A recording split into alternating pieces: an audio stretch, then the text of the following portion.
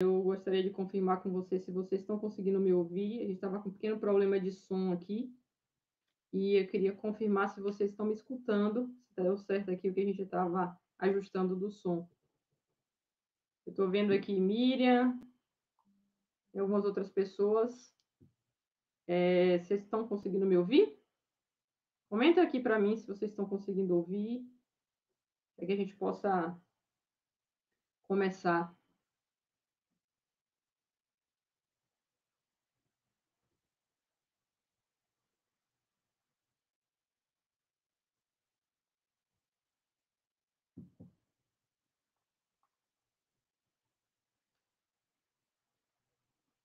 Boa noite. Vocês estão conseguindo me ouvir? O som tá funcionando aí? Ótimo, que bom aí que vocês me confirmaram que está ouvindo. Eu já estava aqui preocupada porque eu não estava conseguindo checar o som. Obrigado aí pela confirmação. Boa noite a todos. A gente vai estar conversando aqui um pouco hoje sobre propriedade, documentação de propriedade. A gente trouxe aqui um conteúdo muito rico sobre documentação de propriedade. Alguns já tinham me pedido esse conteúdo antes, então a gente está trazendo ele hoje, pensando exatamente em quem vai estar adquirindo uma propriedade ou quem tem uma propriedade, saber como é que está a sua documentação, saber como é que está, o que é que você pode fazer com essa documentação, qual tipo de documentação você tem, para a gente poder conversar um pouco mais aqui na nossa live hoje, tá? Então, vamos esperar aí mais alguns minutinhos para ver aí as pessoas que vão estar entrando. A gente está dando aí as boas-vindas às pessoas que estão começando a participar com a gente hoje. Tem algumas pessoas novas chegando aí. A gente vai estar hoje tratando de um ponto muito delicado, que é a documentação da propriedade ou quais são os documentos que compõem essa documentação da propriedade. Tá? A gente trouxe alguns materiais para estar compartilhando com vocês aqui hoje. Eu queria fazer algumas perguntas para quem já chegou aí. Se vocês puderem ir aqui respondendo no chat, vamos fazer um bate-papo aqui no início. Quem de vocês aqui já tem propriedade? Quem já tem ou quem precisa comprar? Vamos aqui entender. Miriam já chegou, Ana Cláudia. Vamos dar dando retorno aí para a gente um pouquinho com relação a isso. Quem tem propriedade ou quem vai comprar a propriedade ainda, só para a gente ter um termômetro aí de como é que está a situação aí de vocês que estão aqui hoje com a gente. Hoje a gente quer fazer um bate-papo com maior interação com vocês, então a gente vai sempre estar trazendo coisas para vocês responderem aqui no chat, tá? Então vamos interagir mais para a gente poder ter um encontro mais participativo, um encontro em que vocês possam estar mais atuantes aqui também junto com a gente. Então, vamos lá, vamos responder aí. Traz essas respostas para mim, por favor. Quem já tem propriedade e quem ainda está no processo de adquirir uma propriedade para começar essa jornada aí da transição cidade-campo. O pessoal está tímido hoje? Não está...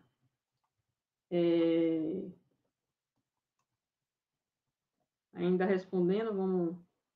Vamos começar a conversar aqui?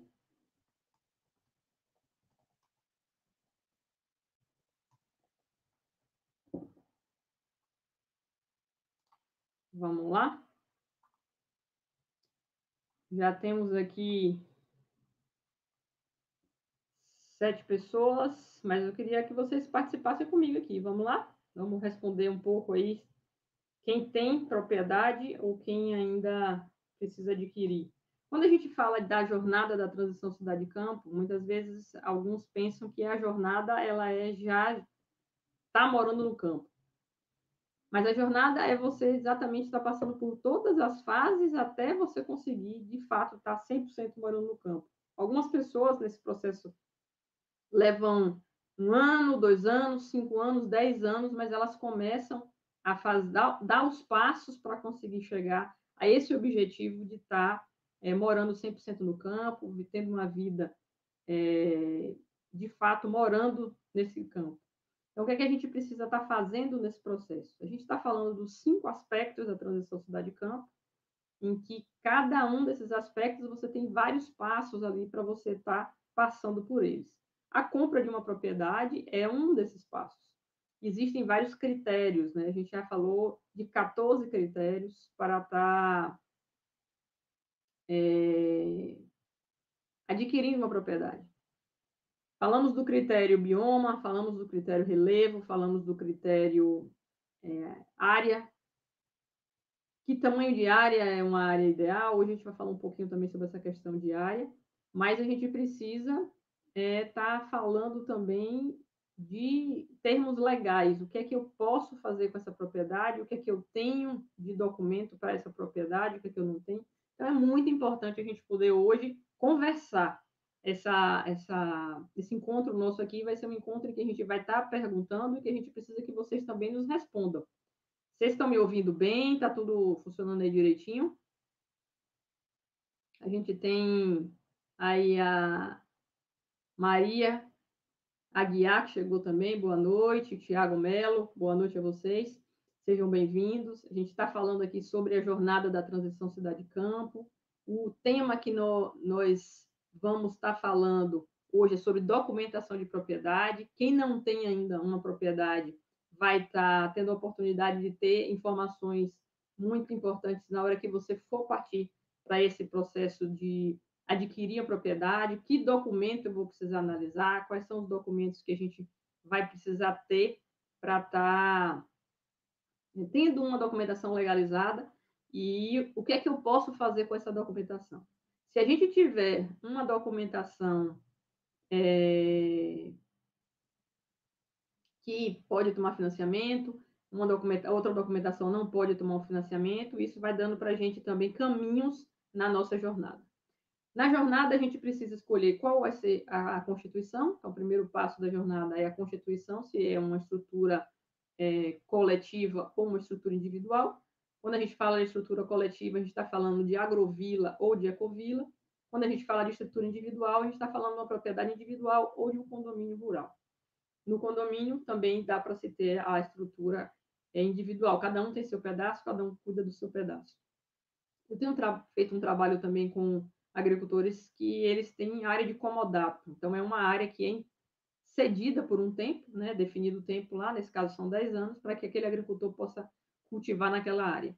E essa área de comodato, quando ela era uma área coletiva, todo mundo tinha que trabalhar junto, tinha dificuldade de plantar, as pessoas não ficavam sem saber se plantava, se não plantava, como é que ia ser essa divisão dessa produção. Mas uma vez que as áreas foram divididas e cada um tinha sua área para produzir, essas áreas passaram a ficar ocupadas, passaram a ser trabalhadas. Então, tem essa questão ainda, uma dificuldade muito grande ainda no Brasil da coletividade, do trabalho de forma associativa, de forma cooperativa.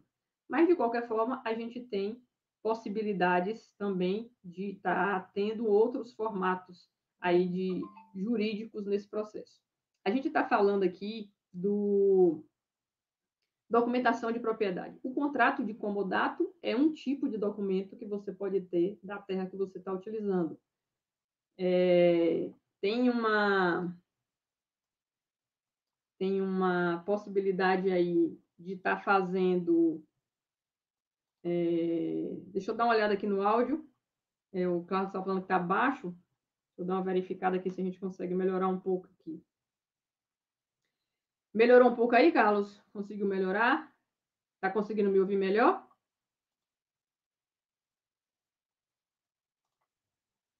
Confirma para mim como é que está. Para a gente poder estar fazendo aqui uma conversa melhor, para vocês poderem estar ouvindo bem tudo que a gente preparou e trouxe aqui para vocês hoje.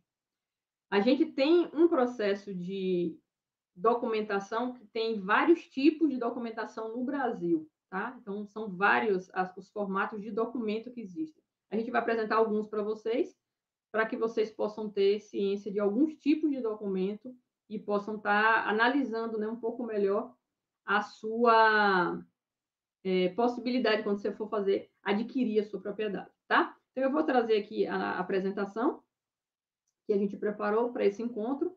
Então, o primeiro ponto é os desafios fundiários do Brasil.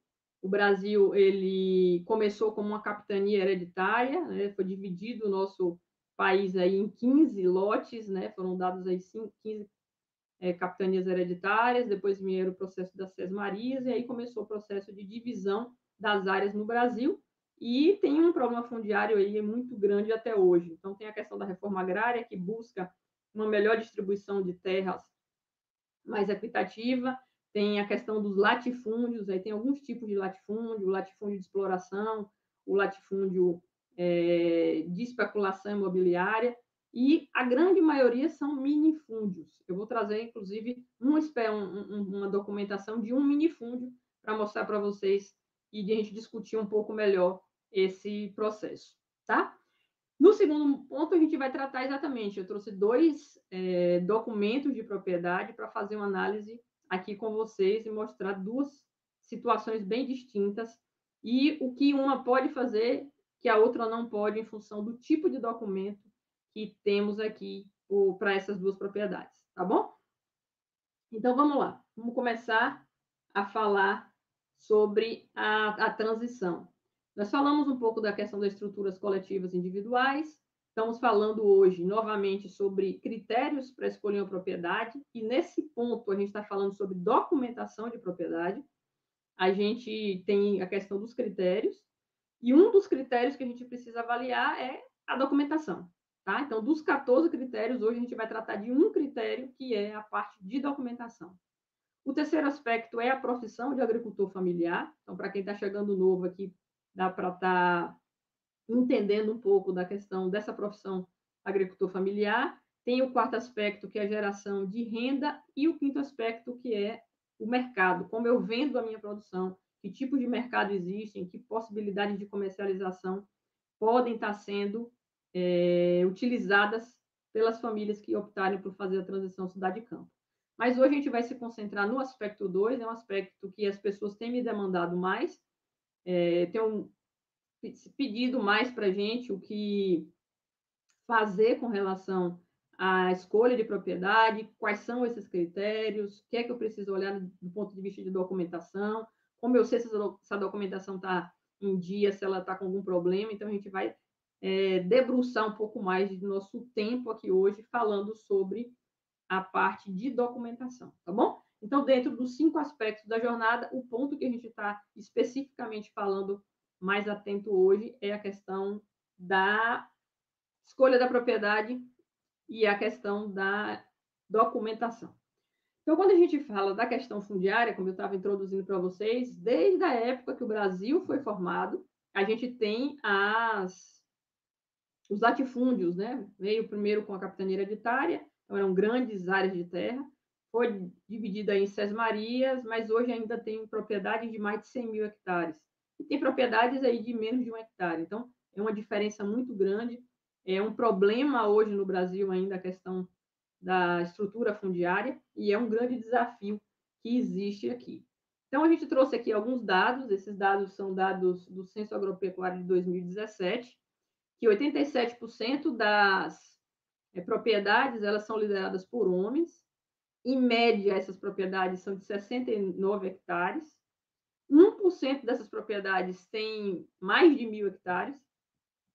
E essas propriedades aí concentram 4,6% da área ocupada por todas essas fazendas. Então, a gente tem boa parte do nosso território, 41% do território brasileiro é ocupado por terras agricultáveis, né, por pessoas que estão podendo trabalhar, a sua área é possível estar sendo trabalhada, não tem uma área morrada, uma área que não é uma pedreira, então tem várias coisas que tiram a área agricultável de uma propriedade, tá? Então, a gente precisa ter essa informação para a gente poder saber que quando você compra uma propriedade, você não tem 100% da área da propriedade para você utilizar. Tem uma parte dela que é reserva legal, tem uma parte dela que pode ser uma área não agricultável, por conta de alguma questão de relevo, por conta de alguma outra questão, e que parte dessa propriedade ela é agricultável, né? Tem aí propriedades que são 100% agricultáveis, mas tem que tirar a reserva legal, e tem propriedades que não são. Depende do local, da região que você está incluída aí, essa propriedade. Então, esse é o cenário que a gente tem, e, de forma geral, esse dado também é do Censo Agropecuário 2017, 81% das propriedades são próprias, 4% é parceria.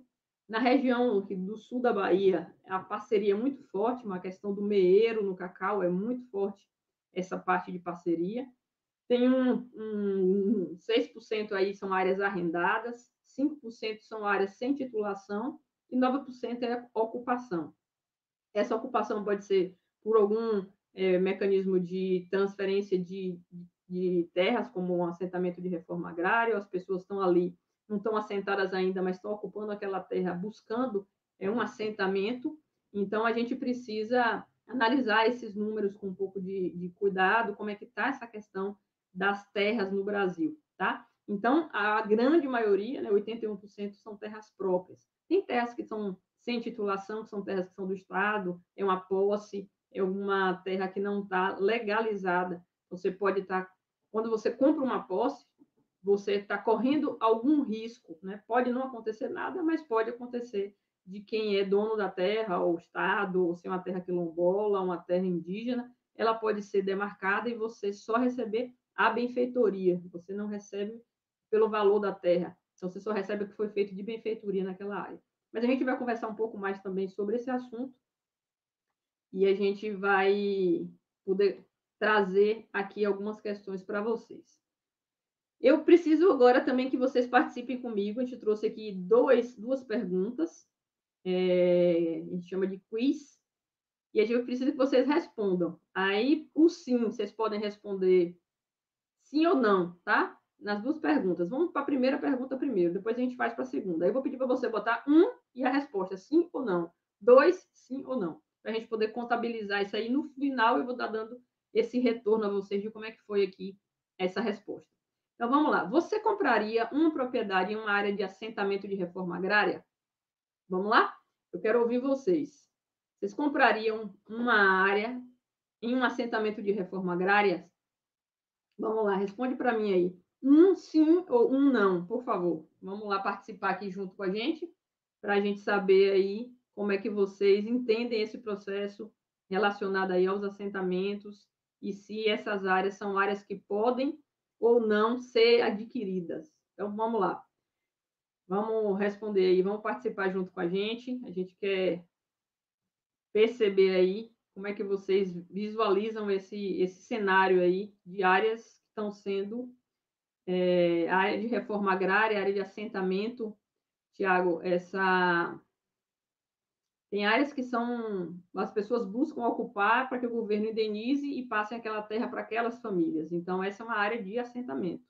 Então, a gente precisa entender se essas áreas a gente pode ou não pode estar adquirindo. Então, se alguém que está num assentamento está vendendo aquela área, eu posso comprar ou eu não posso comprar? É isso que a gente está querendo saber se vocês têm essa informação aqui. E também se vocês sabem o que é NIF, tá? Então, o que é NIF? Se você sabe o que é isso, responde 2 sim, se não, responde 2 não. E a gente vai estar conversando sobre esses dois temas aqui. Todos eles estão ligados a esse tema que a gente está tratando aqui hoje. Se vocês sabem dessas informações, porque é muito importante na hora que você vai escolher a propriedade. Se você quer participar desse processo de escolha de propriedade, para você tomar a decisão de como está fazendo esse trabalho. Vamos lá, pessoal? Alguns responderam, outros ainda não. Estão com alguma dificuldade para responder. Vamos participar aqui. Vamos caminhar?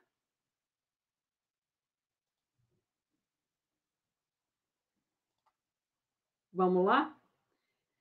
Aqui o Tiago respondeu 1 sim, 2 não. Irani respondeu 1, mas não disse se é sim ou se é não. A Maria também respondeu 2, mas não disse se é sim ou se é não. Vamos dar essas respostas para a gente, que no final eu vou trazer essa enquete de novo, a resposta de vocês e a resposta para vocês saber aqui o que de fato é isso que a gente está perguntando a vocês aqui. NIF e comprar ou não uma área dentro de um assentamento de reforma agrária. Posso ou não posso fazer isso? Deixa eu continuar aqui, mas eu vou pedir para vocês continuarem respondendo aí, tá bom? Vamos responder aí para a gente se essas informações são informações importantes para vocês ou não. Se vocês conhecem isso, vocês não vão sair com dúvida, porque eu vou dar essa resposta aqui no final, mas é importante que vocês tragam o que vocês conhecem disso hoje. Vamos lá. Item 2. A Elisa respondeu aqui, não nos dois. Ótimo, vamos lá. Documentação. Quais são os documentos e o que é que eu preciso verificar com relação a documento? Aqui a gente trouxe uma certidão de inteiro teor. E muitas vezes as pessoas entendem que quando você tem uma certidão de inteiro teor, você tem uma documentação legalizada, uma documentação que tem validade, né? Então, eu estou com um documento que está registrado no cartório, esse documento tem lá algum registro, então eu tenho uma escritura, então a documentação está regularizada. Só que tem um detalhezinho aqui que eu marquei em vermelho. Cessão de posse, escritura pública de cessão de posse.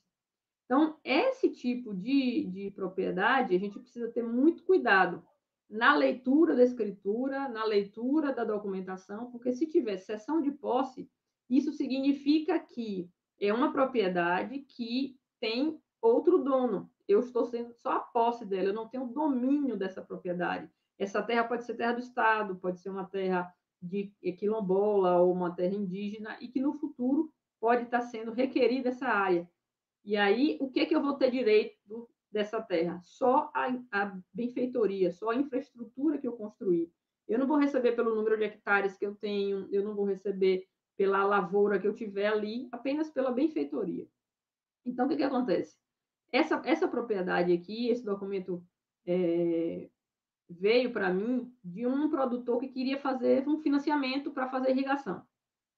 E a gente estava avançando com o projeto dele de irrigação, avançando com o projeto técnico dele, e faltava só a análise da documentação. Quando chegou a documentação na minha mão, eu verifiquei que é cessão de posse, escritura pública de cessão de posse. Nesse caso, essa escritura não pode ser garantia para um financiamento bancário, tá? O banco não aceita esse imóvel como um imóvel para avalizar um financiamento, porque é uma cessão de posse, pode ser requerida essa terra pelo governo, né, como a gente comentou antes. Então, os proprietários foram muito frustrados na época, porque eles queriam estar fazendo essa irrigação. Essa é uma área de minifúndio, não sei se vocês estão conseguindo ver, acho que fica muito pequenininho, mas é uma área de 3 hectares. Tá? Então, é uma área muito pequena e que, com o documento que eles têm, eles não conseguem acessar esse tipo de benefício do governo de financiamento via Pronaf. Tá? Então, é um limitante. Você pode ter uma propriedade assim, mas sabendo que você não vai ter alguns benefícios, entre eles, você não pode tomar um financiamento dando essa propriedade como garantia. Existe a possibilidade de dar outro imóvel como garantia, mas essa propriedade, que é uma posse, ela não serve como garantia para financiamento bancário. Tá? Então, esse é uma das questões que precisa atentar.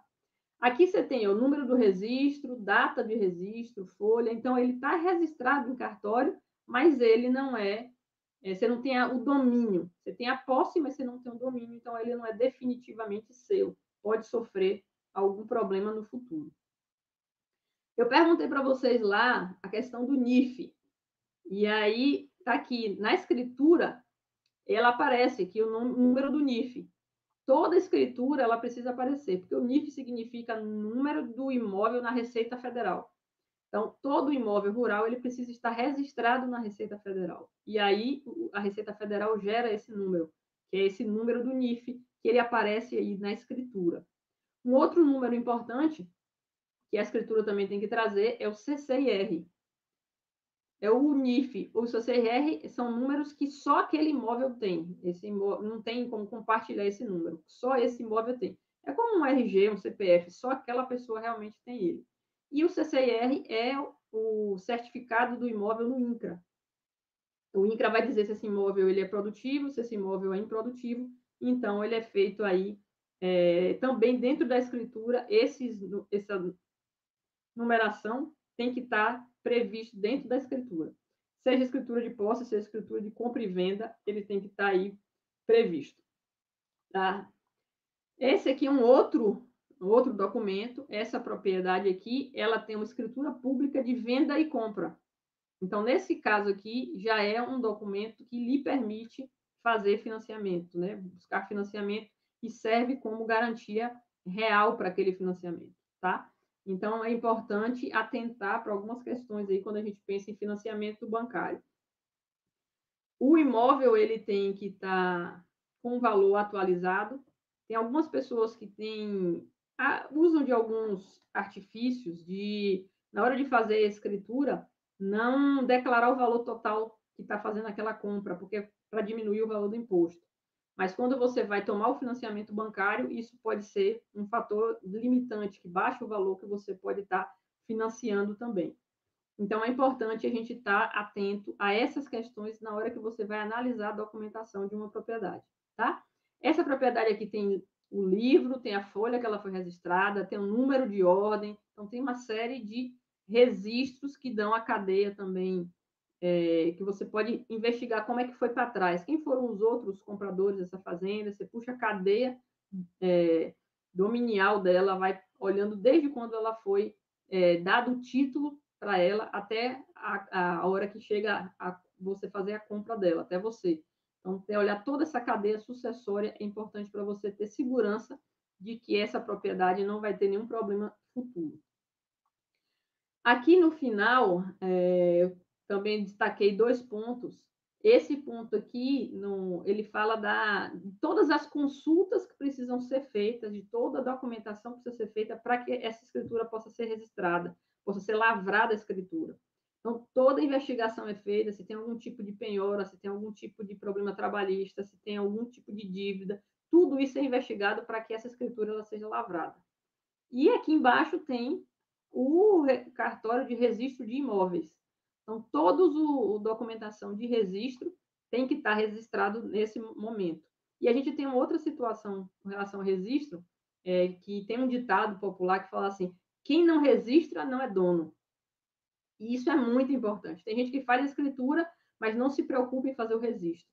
E é muito importante que você faça o registro, porque uma vez que você registra, outra pessoa não pode registrar aquela escritura. Já houveram vários problemas, o Brasil tem grandes problemas fundiários, tem áreas sobrepostas. Se a gente pegasse todas as escrituras e colocasse, a gente teria 3 Brasis, né? Um em cima do outro, de tantas escrituras, de tanto documento que existe e que alguns não têm validade, tá? Então, tem escrituras que estão rodando por aí e elas não têm validade. Então, é importante que você atente para todos esses detalhes, para que você não tenha dor de cabeça no futuro. Então, é importante estar atento a tudo isso aqui, aos registros, à documentação necessária para você estar tendo da sua propriedade. Essa propriedade é uma propriedade da Polímata, então a gente tem aqui todo o mapeamento dessa propriedade. Essa parte em verde aqui, ela é a reserva legal, tá? Então, na Mata Atlântica, 20% de toda a propriedade é reserva legal. Como é uma propriedade com 22 hectares, 22,2 hectares aproximadamente, a gente tem a possibilidade de fazer algum manejo na reserva legal, tá? Mas poder ter uma área de SAF aqui, ter fruteiras, ter alguma madeira que eventualmente eu posso tirar essa madeira para usar na propriedade, não pode vender a madeira, mas uma madeira eventual para você trocar uma cerca, fazer uma cancela. Então, eventualmente, você pode ainda tirar alguma madeira dentro de uma regra aí, tem uma quantidade máxima que você pode tirar de madeira por ano dentro da sua reserva legal. É a reserva para você usar na sua propriedade. Aqui a gente tem 2 quadras, aqui é uma área de cacau, SAF de cacau. Então, em quadra 1, quadra 2, quadra 3, quadra 4 e aqui uma área de pastagem. Então, está toda mapeada. Isso aqui é uso e ocupação do solo. Então, é uma propriedade que está toda mapeada. E aí a gente tem aqui toda uma documentação que é necessária para essa propriedade. Esse outro mapa aqui, ela tem a área da reserva legal e a área produtiva dela. Tá? A área produtiva de agricultura e a área produtiva de pastagem. Então, a gente tem aí todo o uso do solo definido para estar sendo trabalhado. E vocês podem ver também que essa propriedade ela tem alguns cantos, ela tem alguns entra aqui, sai ali, muda, um polígono diferente, não é um retângulo, não é uma propriedade que tem muitas retas. Então, cada lugar que ela tem uma entrada, ela tem que ter um marco. E aí eu vou mostrar para vocês que todos esses marcos, cada ponto desse aqui, ela tem que estar mapeado num documento que a gente chama de memorial descritivo, tá? Então, um outro documento que a propriedade precisa ter é o memorial descritivo. Nesse memorial descritivo, todos os marcos da propriedade, eles estão georreferenciados. Tem propriedades que existe essa documentação, tem propriedades que não existe essa documentação. Mas, Jaile, se não tiver essa documentação, eu posso comprar?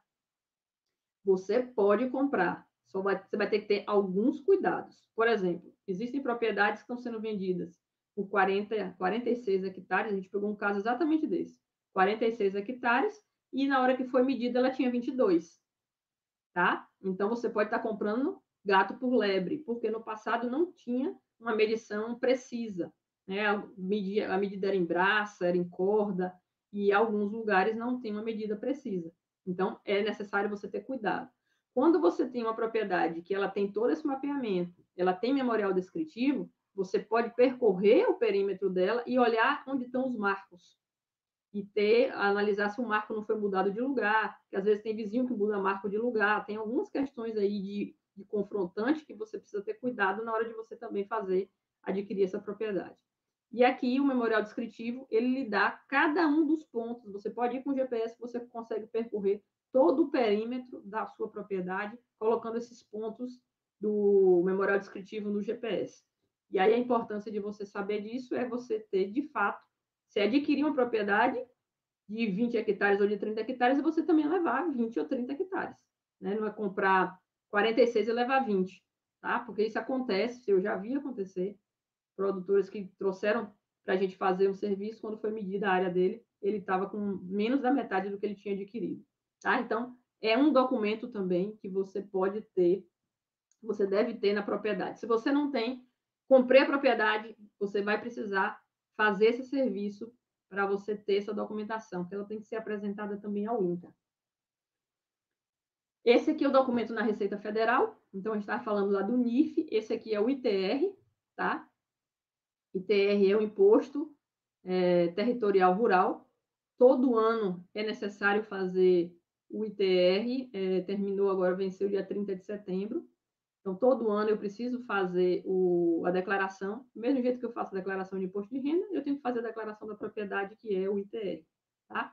E o ITR, você vai precisar de algumas informações desse mapeamento que a gente falou, para você poder lançar e conseguir fazer a sua declaração. Ele lhe pergunta qual a sua área de reserva legal, qual a sua área de preservação permanente, que é a APP, qual a sua área produtiva, qual a sua área de pastagem. E aí, esse mapeamento subsidia você está fazendo o preenchimento da declaração do ITR. Então, é um documento, esse aqui é um documento anual, tá? Então, aqui está exercício de 2020, já é o desse ano, que já está aqui legalizando, né, a documentação da propriedade. O que é que eu preciso fazer todo ano? O ITR.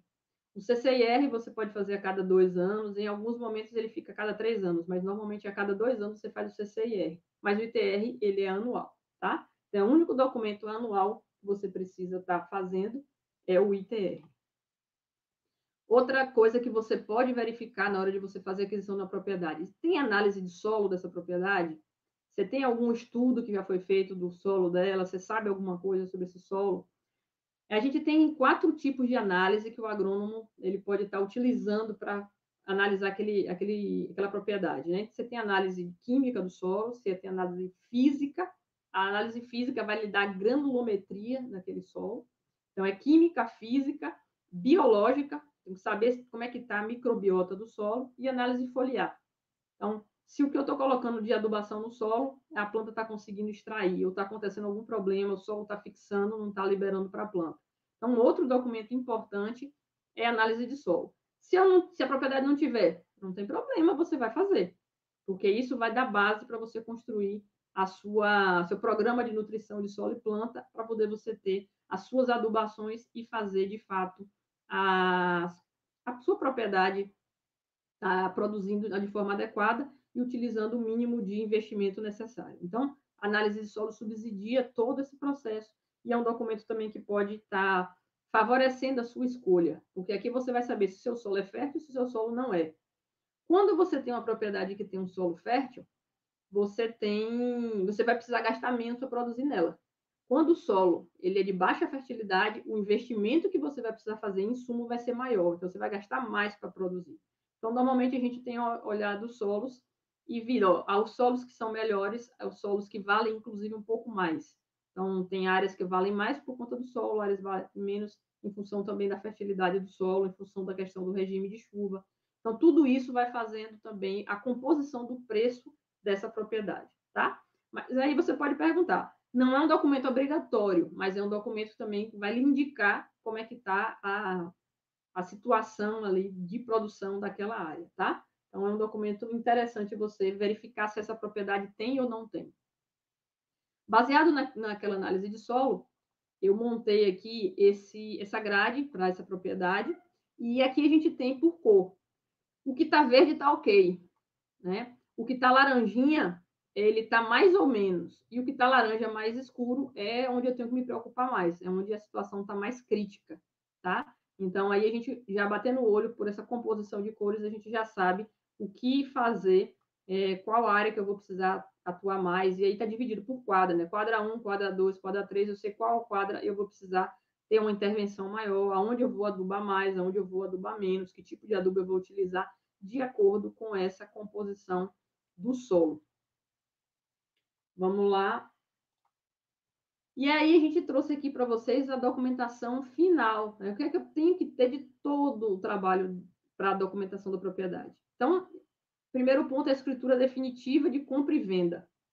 Se não tiver compra e venda, pode ser escritura de posse, pode ser comodato, pode ser arrendamento, pode ser parceria, pode ser vários tipos de documento, tá? Só que quando eu tenho a escritura de compra e venda, ou de venda e compra, você tem uma segurança maior daquele imóvel e esse imóvel vai lhe permitir fazer financiamento e dar esse imóvel como garantia real.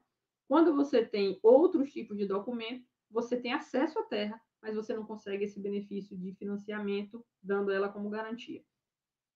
Tem vários tipos de documento, como eu já coloquei para vocês. Tem documento que é declaração de confrontante. Você não tem papel nenhum, mas o seu vizinho do lado A, do lado B, né, das costas, da frente, assina um documento e reconhece e firma, dizendo que aquela área é uma posse sua há tantos anos, né? Então, existem outras formas também de, quando não se tem nada, se construir um documento sobre aquela área.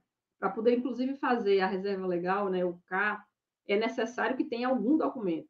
E a declaração de confrontante é um tipo de documento que pode ser feito para regularizar uma propriedade.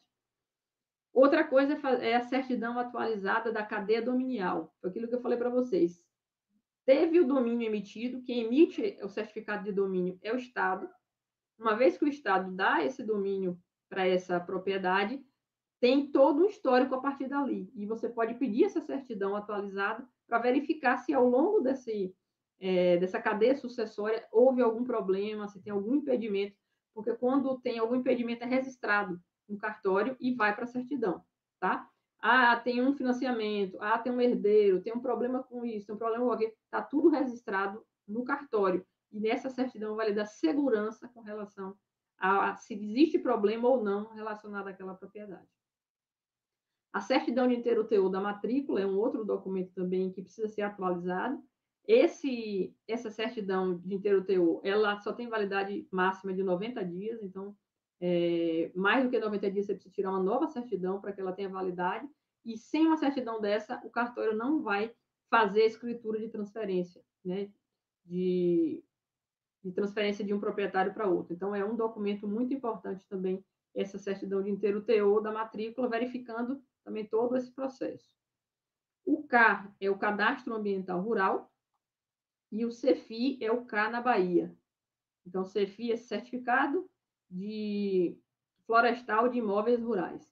Esse documento é um documento que vai fazer com que você tenha condições de estar com a parte ambiental da sua propriedade sendo legalizada. Tá? É um documento hoje que é obrigatório. A propriedade que não tiver, você vai precisar fazer. Se você comprar uma propriedade que não tem alguns desses documentos que a gente está falando, você já está assumindo que você vai fazer esse documento, porque passa a ser responsabilidade do proprietário.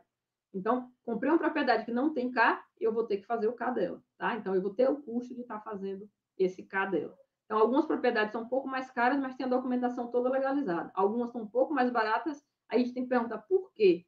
Aí, muitas vezes, está faltando algum documento, tem alguma coisa para ser resolvida, pode ter algum financiamento. Então, tem algumas questões que precisam ser analisadas e, muitas vezes, quando está muito barato ou tem um preço que chama a atenção, tem que investigar para verificar por que está sendo vendida por esse valor. Então, o KFCFI é documento obrigatório hoje. Certidão de regularidade fundiária, emitido pelo órgão fundiário competente. Então, certidão do INCRA. ITR, não é ITR só desse ano, é o ITR dos últimos 5 anos. Então, é importante você saber como é que está nos últimos 5 anos, porque é o que a Receita Federal ela exige de você. E para fazer a transferência, você precisa apresentar isso ao cartório para que ele faça, né? Coloque lá, né, como eu mostrei para vocês, na documentação, ele vai colocar que nos últimos 5 anos o ITR está legalizado. O CCIR precisa estar atualizado também, que é o documento que quem emite é o INCRA, tá? Então, também precisa estar tudo isso atualizado para que você possa fazer a transferência de proprietário de um proprietário para o outro. A parte que eu mostrei lá dos marcos, o memorial descritivo, tudo isso precisa estar registrado junto ao INCRA. E aí o INCRA emite esse certificado de georreferenciamento das áreas. A propriedade não tem esse certificado.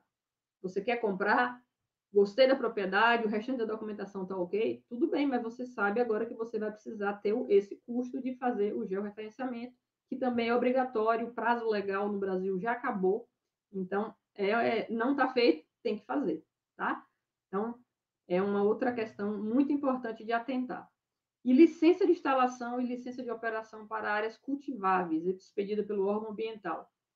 Toda atividade ela precisa de algum tipo de licenciamento ou de autorização. Então, se você está com área de cacau, você quer transformar essa área de cacau em pasto, para fazer a substituição da cultura, você precisa pedir autorização ao órgão ambiental. Então, tem que fazer um projeto técnico, dar entrada no órgão e aguardar o órgão dar o parecer. Se você não fizer isso, você está sujeito a alguma multa, alguma sanção, a ter um termo de ajustamento de conduta, que chama de TAC. Então, você pode ter algum problema relacionado a essa substituição de cultura ou alguma coisa que você está fazendo, porque nós estamos sendo monitorados por satélite. Então, é importante você estar com tudo isso legalizado, para que você tenha a documentação da sua propriedade de forma regular, tá certo?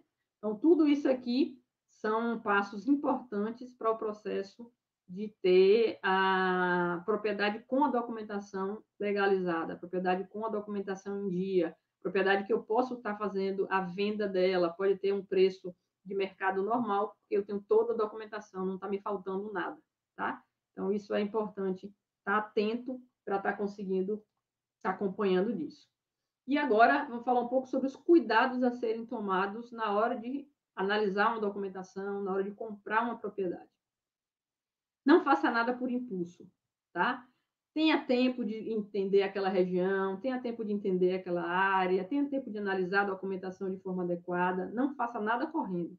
Porque muitas vezes as pessoas, não, eu quero resolver logo, eu quero fazer logo, e muitas vezes queima alguma etapa. E aí você pode lá na frente encontrar um problema, ou lá na frente você vê que talvez essa não tenha sido a melhor decisão que você tomou. Então, faça com calma, analise muito bem a documentação antes de decidir pela compra. Se você não sabe analisar a documentação, está inseguro, contrate alguém que analise a documentação para você. Peça uma assessoria, procure alguém que conheça de documentação rural para estar analisando esse documento para você. Uma outra questão é se tiver passivo ambiental. Mas, gente, o que é passivo ambiental? Se a área de cobertura florestal não tiver com floresta, você tem a reserva legal lá, só a demarcação de onde ela vai ser, mas a floresta não está ali, você vai precisar recuperar. Se você tem a nascente está toda degradada, você vai precisar recuperar essa nascente. Então, tudo que você não tiver cumprindo a legislação ambiental é um passivo e você, ao comprar a propriedade, você está assumindo esse passivo. a responsabilidade passa do outro dono para o dono adquirente. Então, estou comprando a propriedade que tem o passivo, já sei que eu vou precisar recuperar aquela área, porque vai ser de minha responsabilidade agora. Então, conheça também bem a região onde você vai comprar a propriedade. Eu vou dar uma dica para vocês aqui, que é uma dica super valiosa. Quando você for comprar uma propriedade, cuidado com o ramal. Tenha muito cuidado com o ramal. E procure propriedades que no ramal passe ônibus escolar. Tá? Essa é uma informação muito importante. Por quê? Onde passa ônibus escolar, normalmente a prefeitura passa a máquina para recuperar a estrada. Ramais que não tem escola, que não passa ônibus escolar, eles levam 4, 5, 10 anos para poder conseguir consertar a estrada. E aí os proprietários ficam quebrando o carro, têm dificuldade com o transporte, com a logística, por conta da situação do ramal que ele está lá. Então, atentem para isso. Essa questão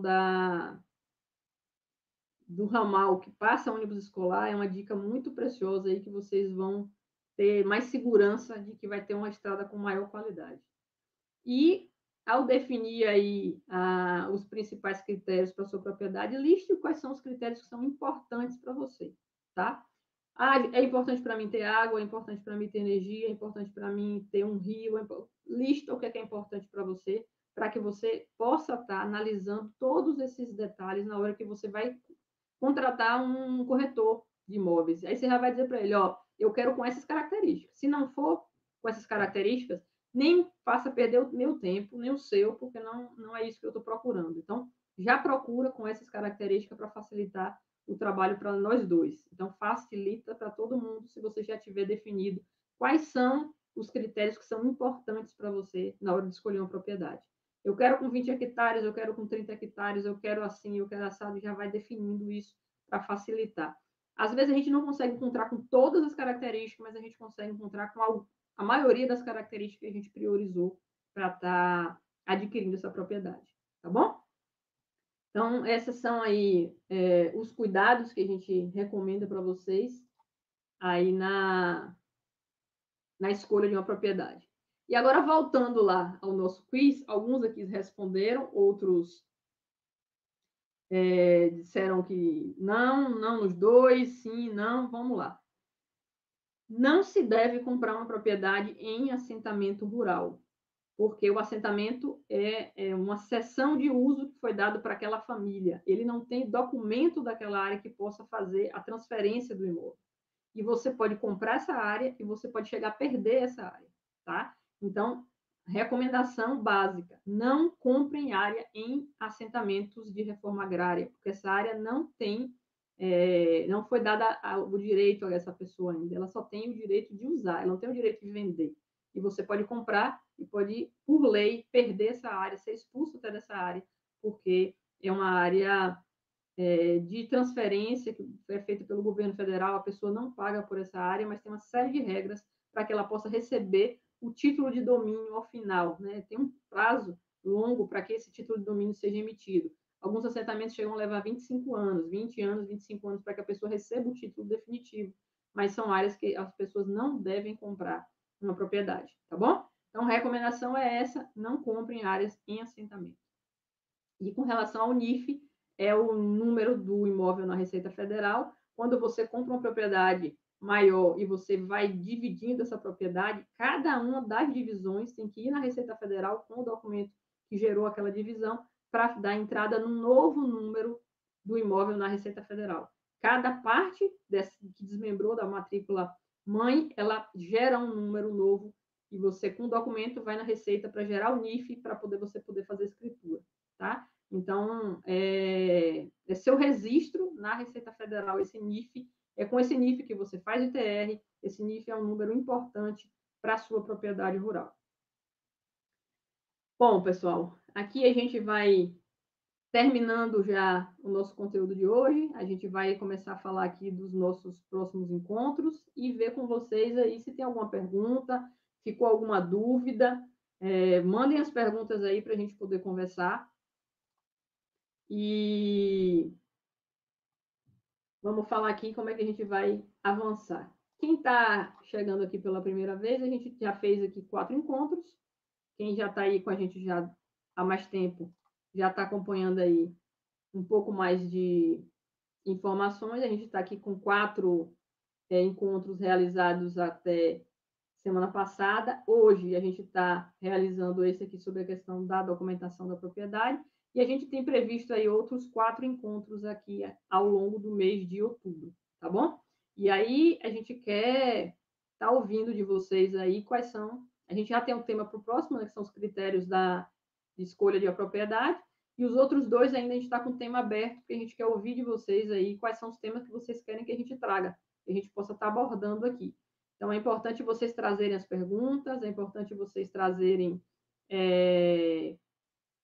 quais são os temas que vocês querem que a gente esteja trabalhando aqui. Nós vamos mandar também para vocês, a partir de amanhã, uma enquete para vocês poderem estar compartilhando com a gente aí esses temas, né? O que é que vocês querem que a gente esteja trazendo, esteja abordando aqui, esclarecendo de informações aqui para vocês.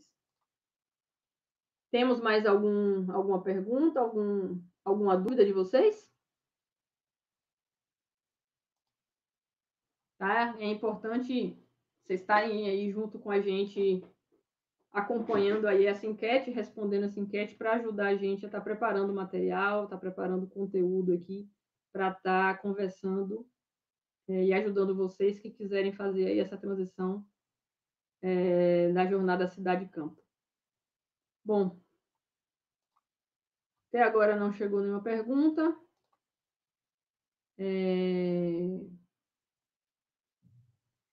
Carlos Adriano está perguntando, para quem for comprar uma propriedade, qual a forma mais segura de passar os valores? Transferência bancária. Tá? É a forma que você tem mais segurança de estar fazendo esse repasse, guardando documentação.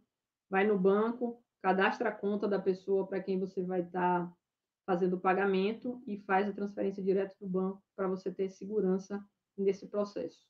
Tá? Tiago, não faço ideia por onde começar a procurar. Tiago, começa aos finais de semana a começar a andar na zona rural do município que você escolher. Depende do seu objetivo, mas se você for trabalhar com... né, eu quero um local mais para me descansar, uma cidade menor, não quero muita agitação, eu quero estar perto de uma cidade que eu possa fazer algumas compras, mas eu quero estar um pouco distante. Procure cidades pequenas, procure caminhar na zona rural dessas cidades, vá passar o domingo, vá passar o final de semana, comece a conversar com as pessoas, comece a entender como é que funciona a dinâmica daquela região, para que você possa, com calma, ir escolhendo a região que você quer, para você poder depois começar a procurar as propriedades. Tem ramais que são interessantes, tem ramais que não são, tem ramais que tem assalto, tem ramais que não tem, é mais tranquilo. Então, tudo isso você só vai conseguir saber se você for conhecer o local, se você conversar com as pessoas que moram ali, se você for passar um tempo naquele local, conhecendo, sabendo como é que é a dinâmica daquele local. Se você vai só com um corretor de imóveis, ele vai lhe vender uma maravilha. Então, é importante que você comece a visitar o local, visitar a região, para que você possa estar tirando as suas próprias impressões, tirando suas próprias conclusões com relação àquele município, àquele local, para que você possa estar escolhendo isso. Porque é importante você entender isso, porque você está fazendo um casamento, né? No momento em que você compra uma propriedade, você está casando com a cidade que está próxima dela, porque é ali que você vai fazer suas compras, é ali que você vai consertar os seus equipamentos, é ali que você precisa ter um mínimo de estrutura para ter o funcionamento da sua propriedade. Então, analise bem todos os detalhes, o que é que você quer produzir. Ah, eu tenho habilidade para produzir matéria-prima, eu quero ter um tipo de processamento do meu produto. Então, para me ter processamento, eu vou precisar de comprar alguns equipamentos, vou precisar ter algumas coisas que vai precisar de manutenção. Então, você precisa estudar tudo isso para que você possa tomar a decisão de que localidade, né, você vai poder fazer. Mas faça com calma, né? Eu recomendo que vocês explorem o local, visitem algumas vezes, não seja de um momento só, um impulso para fazer a compra, para que você não se arrependa no futuro, tá? Então, esse detalhe, essas informações são muito importantes para que você possa tomar a melhor decisão e possa ficar feliz com a decisão que você tomou.